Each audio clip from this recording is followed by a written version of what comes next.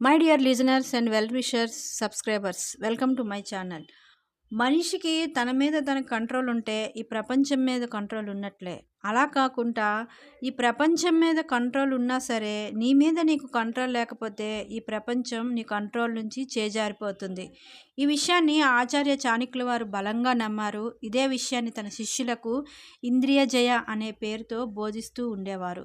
ఇంద్రియాలు అంటే కామం, క్రోధం, మనం, హర్షం, లోభం, వీటన్నింటినీ జయించటం. కామం అంటే బలమైన కోరిక, అధిక వ్యామోహం. కొంతమంది పొలిటీషియన్స్కి వాళ్ళ పదవన్నా ఆ పవర్ అన్నా ఎక్కువ వ్యామోహం ఉంటుంది. అది వాళ్ళలోన మంచి లీడర్ని చంపేసి ఆ పదవి కోసం ఆ పవర్ కోసం ఏదైనా చేయటానికి వాళ్ళని ప్రేరేపిస్తుంది ఈ కామం. సో ఆ పొజిషన్ కన్నా వాళ్ళకి ఇంకేమీ ఎక్కువ ఉండదు. ఆ పొజిషన్ కోసం వాళ్ళు ఎలాంటి పనైనా చేసేస్తూ ఉంటారు. కాబట్టి కామం అనేది ఒక ట్రాప్ లాంటిది. దానిలో పడకుండా ఉండడం చాలా మంచిది. అలాగే ఒక మంచి లీడరు ఎదగకుండా చేసేది క్రోధం. క్రోధం అంటే కోపం. కోపం అందరికీ ఉంటుంది. కానీ అది కొంతమందికి అన్‌కంట్రోల్‌గా ఉంటుంది. దానివల్ల వాళ్ళు చేసే పనులు, వాళ్ళు తీసుకునే నిర్ణయాలు వాళ్ళ జీవితాన్ని పాడు చేస్తాయి. కాబట్టి కోపాన్ని కంట్రోల్ చేసుకోవటం నేర్చుకోవాలి. తర్వాత లోభం అంటే అత్యాస. ఒక లీడర్‌కి ఏదైనా అత్యాస ఉంది అంటే అది జనానికి మంచి చేయాలన్న ఆలోచన కన్నా తన కోసం, తన సెల్ఫ్ రెస్పెక్ట్ కోసం ఎక్కువగా ఆలోచించుకుంటాడు. తనెలా సంపాదించాలి, తనెలా ఎదగాలి, తనెలా బాగుపడాలి. కానీ ఇతరుల కోసం, తను ప్రజల కోసం ఇలాంటి అత్యాస ఉన్న నాయకుడు ఆలోచించడు.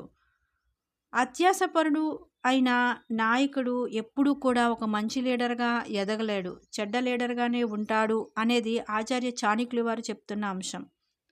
కాబట్టి అత్యాసకి దూరంగా ఉండాలి. నెక్స్టు ప్రైడు. ప్రైడ్ అంటే మనిషికి ఆత్మగౌరవం చాలా అవసరం. ఆత్మగౌరవం ఎప్పుడూ కూడా ఆత్మగర్వంగా మారకూడదు. ఆ ఆత్మగర్వంగా ఎవరికైతే మారుతుందో వాడే గొప్పోడిలాగా, వాడే పనికొచ్చిన వాళ్ళలాగా, మిగతా వాళ్ళందరూ పనికిరాని వాళ్ళగా తనొక సుప్రీం పవర్ లాగా ఫీల్ అయిపోతూ ఉంటాడు. సో ఎప్పుడు కూడా ఈ ప్రైడ్ అనేది ఎలా ఉంది? ఆత్మగౌరవంగా ఉందా? ఆత్మగర్వంగా మారుతుందా? అనేది ఎప్పటికప్పుడు మనం చెక్ చేసుకుంటూ ఉండాలి. అదేవిధంగా మదం, యారోగెంట్. బాగా మదమెక్కిందిరా గోవర్ధన నీకు అనే ఒక సినిమా డైలాగ్ ఉంటుంది. అంటే ఒక మదమెక్కిన ఏనుగు తనతో పాటు తన చుట్టుపక్కల పరిసరాలను కూడా ఎలా అయితే నాశనం చేస్తుందో ఈ మదమెక్కిన మనిషి కూడా అంతే.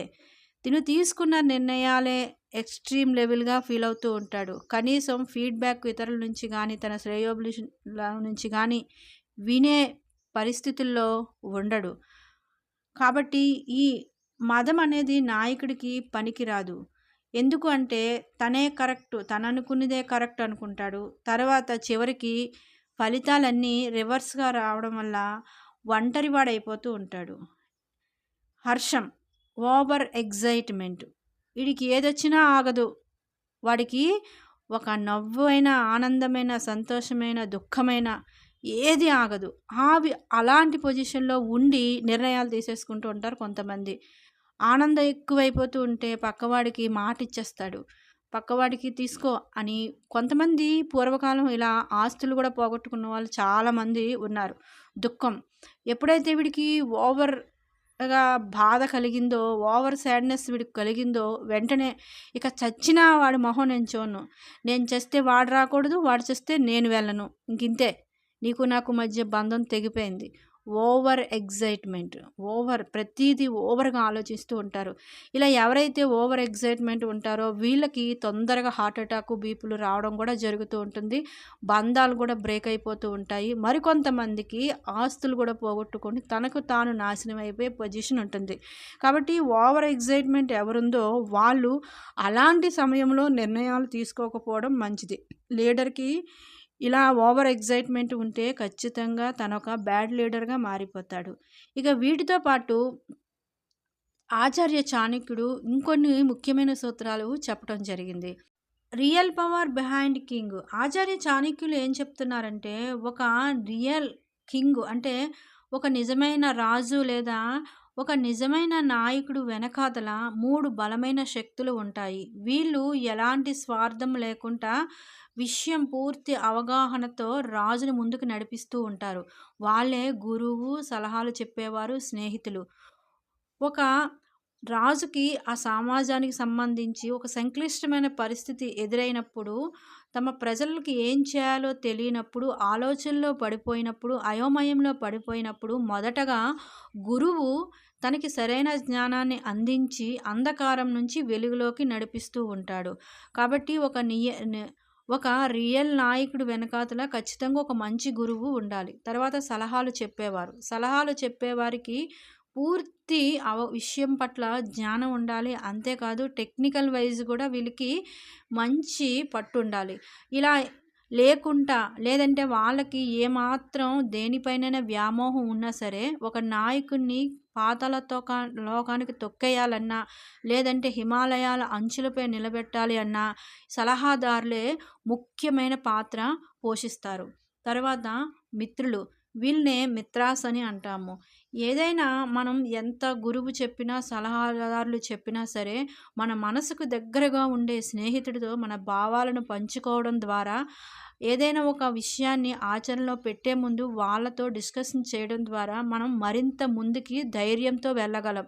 అలా కాకుండా ఒక చెడ్డవాడితో స్నేహం చేసుకొని మన భావాలు ఒక చెడ్డవాడితో చెబితే, ఒక పిరికివాడు, భయస్థుడు, ఏది చేతకాని వాడికి చెప్తే, వద్దురా ఈ పని చేయడం వల్ల వాడికి ఇంత లాస్ వచ్చింది, వాడి బిజినెస్ మొత్తం పోయాడు, వాడు చచ్చిపోయాడు, ఇలాంటి చెప్పి భయపెట్టే వాడితో గనక మన విషయాలని చెప్తే మనం పూర్తిగా ఎందుకు పనికిరాని వాళ్ళం అయిపోతాము. ఆ సమాజం కూడా ఎందుకు పనికిరాదు. ఆ నాయకుడు ఒక శుద్ధ మొద్దులా తయారవుతాడు. అలా కాకుండా ఒక మంచి స్నేహితుడిని తీసుకున్నప్పుడు వాడికి మనం ఏదైనా చేయాలని చెప్పినప్పుడు, ఇది చెయ్యు, ఫస్ట్‌లో అందరికి అర్థం కాకపోయినా తర్వాత అర్థమవుతుంది, మంచి ఫలితం వస్తుంది, నీకు నేను ఎలాంటి స్థితిలోనైనా తోడుంటాను, నీ వెనక నేను ఉంటానని ముందుకు నడిపే మిత్రుడు ఉంటే ఆ నాయకుడు ధైర్యంగా నిర్ణయాలను ఆచరణలోకి పెట్టగలడు.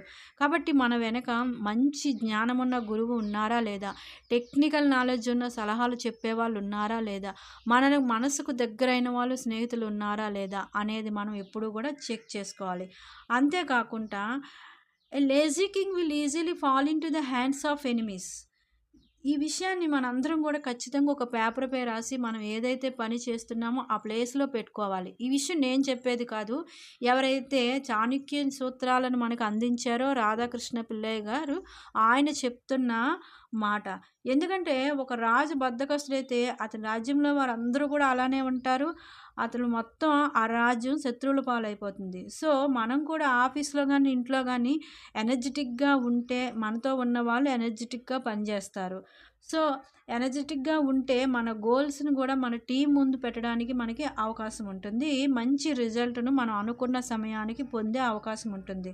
కాబట్టి మనలోని బద్ధకాన్ని పోగొట్టుకోవాలి. దీనికి మనం ఏం చేయాలి అంటే physical activities, mental activities and intellectual convention. Physical activities అంటే ఉదయాన్నే లేవగానే మన బాడీని హుషారుగా కదిపితే మనలో బద్ధకం పోతుంది. దీనికి వాకింగ్ లేదా జిమ్ ఏదో ఒకటి మన శరీరానికి మనం అలవాటు చేయాలి. రెండవది మెంటల్ యాక్టివిటీ. మన మనసు ఒక కోతి లాంటిది. ఇది ఎప్పుడూ కూడా ఆ చెట్టు మీద నుంచి ఈ చెట్టు మీదకి, అక్కడికి, ఇక్కడికి విహరిస్తూ ఉంటుంది. అలా విహరించినప్పుడు ఒక స్వల్ప కాలంలోనే అలా వెళ్ళి మళ్ళా మన ఆధీనంలోకి రావాలి. అలా వచ్చినప్పుడు మన పనులు మనం చక్కగా చేయగలం. అంటే తక్కువ డిస్ట్రాక్ట్ అయ్యి ఎక్కువ ఫోకస్‌గా ఉండాలి అంటే మన మనసు మన ఆధీనంలో ఉండాలి. ఎప్పుడైతే మన మనసు మన ఆధీనంలో ఉంటుందో మన ప్రొడక్టివిటీ కూడా పీక్ స్థాయిలో ఉంటుంది.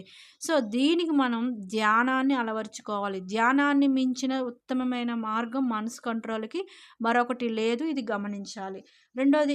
మూడవది ఇంటలెక్చువల్ కన్వెన్షన్. మన తెలివి మీద మనకి నమ్మకం ఉండాలి. అది ఎప్పుడు జరుగుతుందంటే తత్వశాస్త్రాలకు సంబంధించిన బుక్స్ చదవడం ద్వారా, మనకు సంబంధించిన ఫీల్డ్‌కి సంబంధించిన బుక్స్ చదవడం ద్వారా, ఇలా చదివిన జ్ఞానాన్ని ఇంతే తెలివిగల వాళ్ళతో డిస్కషన్ చేయటం వల్ల నాలెడ్జ్‌ని మనం ఒకరితో మాట్లాడి వాళ్ళ నుంచి పొందటం ద్వారా కూడా మనలో ఈ తెలివితేటలు పెరుగుతాయి. ఇది మేధాశక్తిని పెంచుకోవటానికి ఉత్తమమైన మార్గం. మన పిల్లలకు కూడా ఇది అలవాటు చేయాలి. మనం ఎనర్జిటిక్‌గా ఉంటూ మన ఆలోచనలు మనం కంట్రోల్‌లో పెట్టుకుంటూ మేధాశక్తిని పెంపొందించుకుంటే ఆటోమేటిక్‌గా మన లైఫ్‌లో మనం సక్సెస్ అవుతాం.